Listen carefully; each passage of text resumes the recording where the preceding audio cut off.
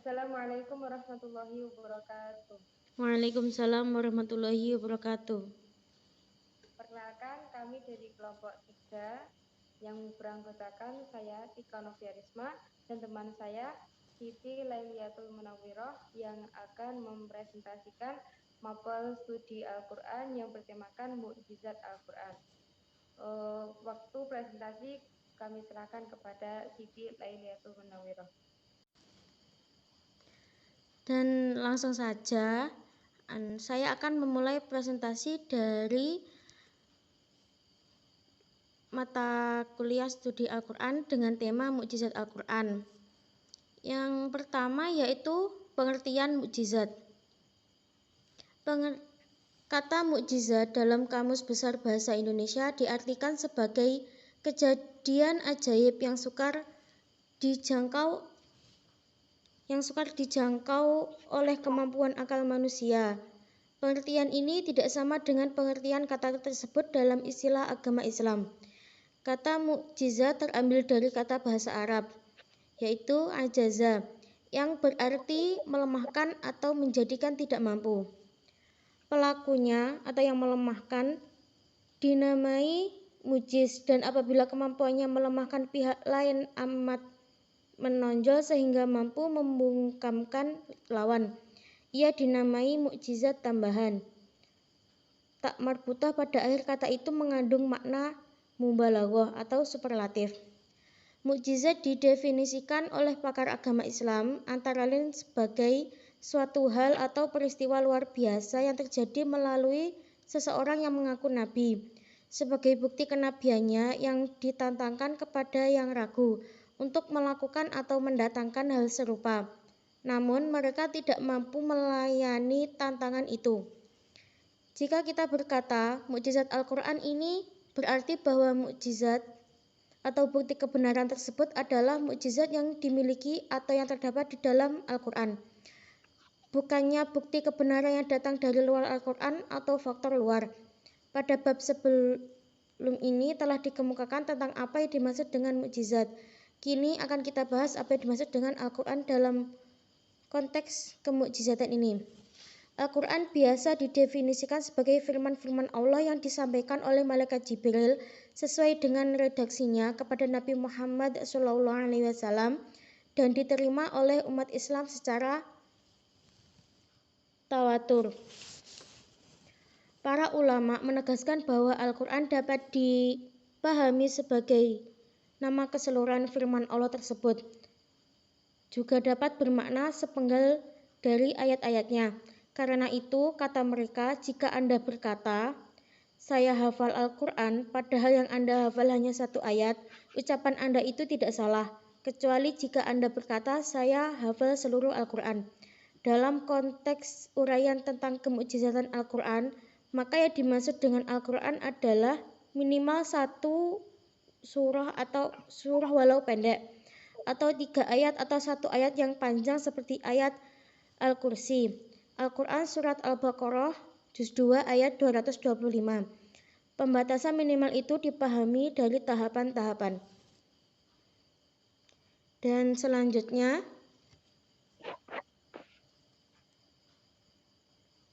yaitu perbedaan mukjizat Nabi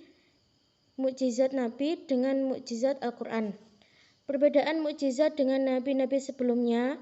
Mukjizat Nabi sebelumnya bersifat fisik atau hisiah, maka habis sesuai dengan berlalunya zaman.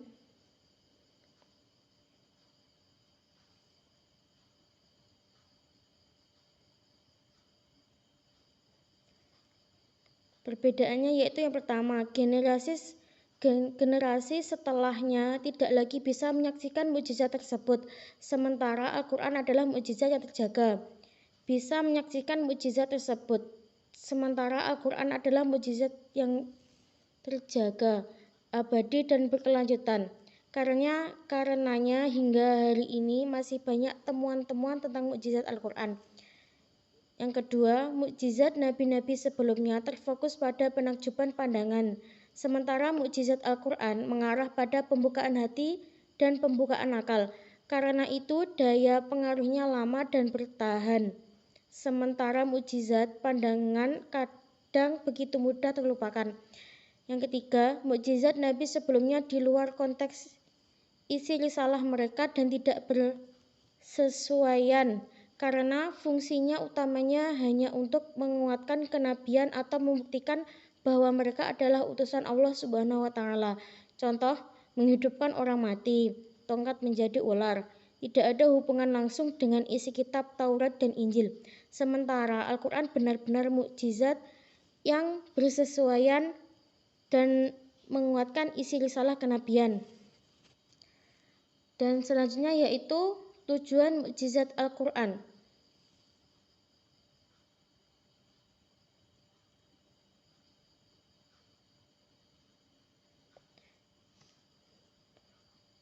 Pakar tafsir terkemuka Indonesia, Profesor Quraish Shihab menjelaskan dalam bukunya berjudul Mukjizat Al-Quran.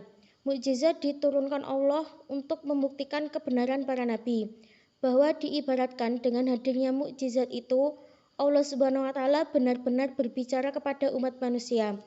Ucapan Allah yang diibaratkan dalam mukjizat itu bermakna apa yang dikatakan sang nabi adalah benar. Dia adalah utusanku dan buktikan kalau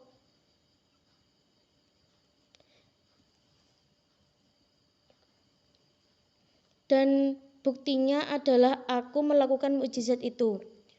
Mukjizat menurut Profesor Quraish Shihab, meski dari segi makna berarti melemahkan, namun dari segi agama ia sama sekali bukan dimaksudkan untuk melemahkan atau membuktikan ketidakmampuan yang ditantang. Mukjizat ditampilkan Allah melalui hamba-hamba pilihannya, guna membuktikan kebenaran ajaran ilahi. Di sisi lain, beliau berpendapat bahwa bagi mereka yang percaya dengan risalah Nabi, maka mereka tidak membutuhkan mukjizat dan tidak lagi ditantang untuk melakukan hal yang sama. Adapun mukjizat yang dialaminya hanya berfungsi memperkuat keimanan serta menambah keyakinan akan kekuasaan Allah Subhanahu wa taala. Dan selanjutnya yaitu macam-macam mukjizat.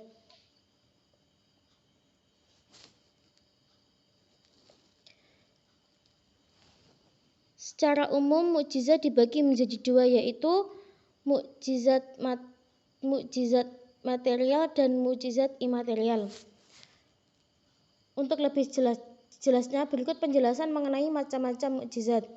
Yang pertama yaitu mukjizat material. Mukjizat material indrawi adalah didefinisikan sebagai kekuatan yang muncul dari segi fisik yang memberi isyarat terkait kesaktian seorang nabi. Biasanya mukjizat yang dimiliki oleh para nabi tersebut dapat dilihat secara langsung oleh mata telanjang atau ditangkap oleh indera mata tanpa perlu dianalisa. Kendati demikian, mukjizat tersebut hanya berbatas pada kaum di mana seorang nabi diutus. Umumnya mukjizat diberikan Allah kepada para nabi sebagai jawaban atas tantangan yang dihadapkan kepada mereka oleh pihak-pihak lawan.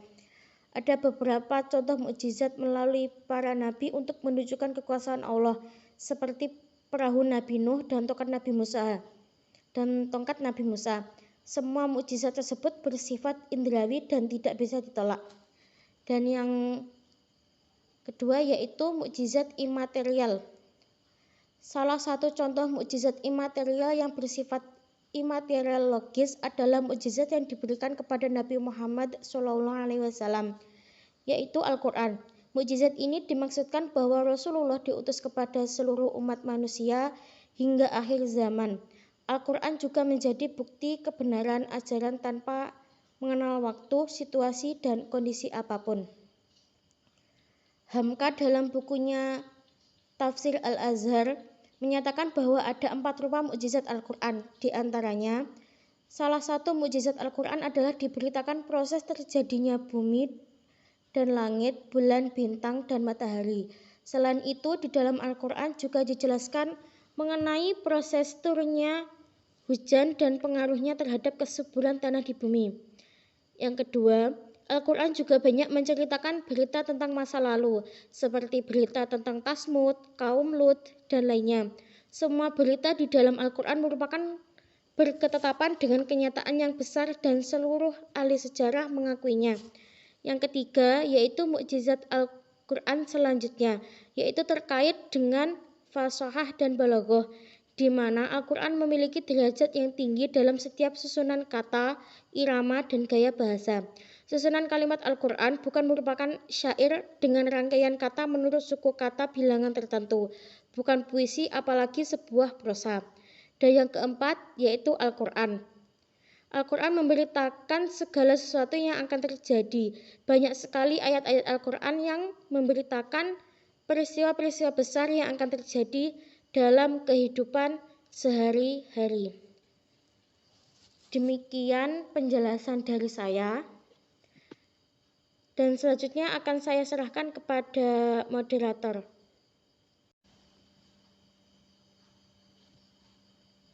Mungkin itu saja presentasi dari kami. Kurang lebihnya kami mohon maaf. Wassalamualaikum warahmatullahi wabarakatuh.